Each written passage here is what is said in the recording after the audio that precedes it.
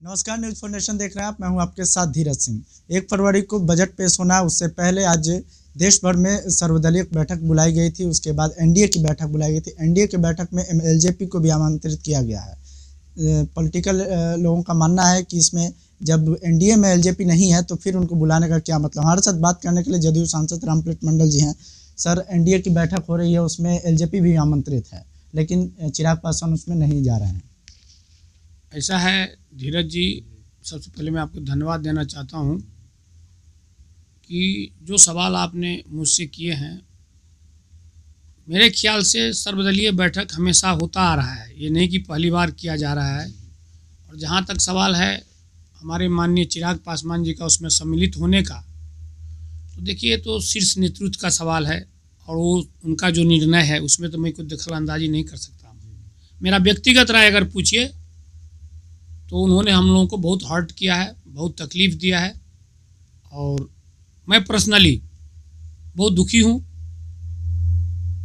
और मैं चाहता हूँ कि अगर वो सम्मिलित होते हैं तो ऊपर वाले का हाथ है, माने ऊपर वाले जो शीर्ष नेतृत्व है हमारे ओम बिरला जी का, माननीय प्रधानमंत्री जी का, हमारे मुख्यमंत्री जी का, उसमें कोई इंटरफेरेंस नहीं है। और जैसा कि मैं सुना हूँ उनका तबीयत ठीक नहीं है, जिस कारण वो सम्मिलित नहीं हो रहे हैं। एनडीए का हिस्सा तो जैसे वोट में था, शीर्ष नेतृत्व ने कहा था कि चिराग पासवान एनडीए का हिस्सा नहीं है। अभी हिस्सा है या नहीं है वो तो उन लोग से जानिए, उन लोग से पूछिए। मेरा व्यक्तिगत राय है कि उन्होंने मुझे, हमारी पार्टी को बहुत नुकसान दिया है। जिस प्रकार से कहा जा रहा है उनको आमंत्रित किया गया है, इसका मतलब यह है कि केंद्र में वो एनडीए में शामिल है, लेकिन बिहार स्तर पर उनको एनडीए से बाहर रखा गया है। केंद्र में तो मेरे ख्याल से अभी तक ऐसा कोई आया नहीं है, सुझाव भी नहीं आया, देख भी नहीं रहे हैं। कल से अगर बजट का चलेगा सत्र तब पता चलेगा कि उनको बुलाया जाता है या सम्मिलित किया जाता है। अभी तो बिहार में हम लोगों को पता है कि वो हम लोगों से अलग है। सर, आज तेजस्वी यादव की ओर से मानव श्रृंखला का ऐलान किया गया था, वो कार्यक्रम भी किए किसानों के समर्थन में। उनका कहना है कि बिहार के किसान अभी उनकी स्थिति बहुत खराब चल रही है। ऐसा देखिए कि कुछ ना कुछ करते रहना चाहिए ताकि लाइमलाइट में रहते हैं तेजस्वी जी। ये तो मानव श्रृंखला का इतिहास हमारे माननीय मुख्यमंत्री जी बनाए, जो हिंदुस्तान में नहीं दुनिया में अभी तक कोई रिकॉर्ड नहीं तोड़ा है, गिनीज बुक ऑफ रिकॉर्ड में सम्मिलित है। जहाँ तक सवाल है किसानों के हित के बारे में नहीं सोच रहे हैं।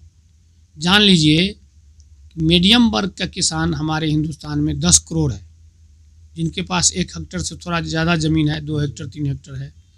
उन किसानों के लिए हमारे प्रधानमंत्री जी 6,000 रुपया करके दिए किसानों में, अभी तक भी खाता में जा रहा है। माननीय मुख्यमंत्री जी 1,000 रुपया दिए कोरोना काल में।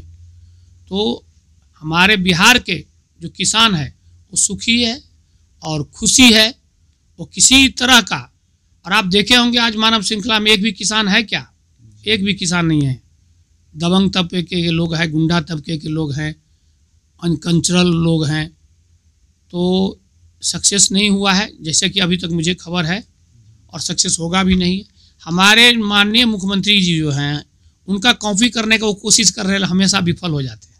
सर, 2006 में जिस प्रकार से बिहार में मंडी व्यवस्था और एमएसपी को खत्म किया गया था, उनका इसी आधार पर वो कह रहे हैं कि जो आज देश भर में कानून लागू किया जा रहा है वो पहले बिहार में खत्म हो चुका है।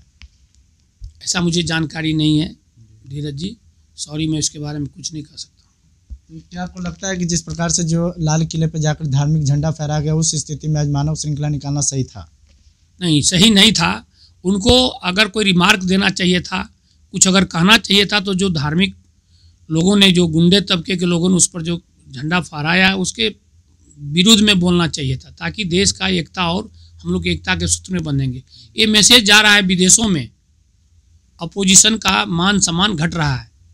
और मैं बता दूं आपको, जो इन लोगों ने कर रहा है कि हमारे माननीय प्रधानमंत्री जी या माननीय नीतीश कुमार जी फिर 10 साल उनको कोई टच नहीं करेगा, फिर हमारी ही सरकार बनेगी।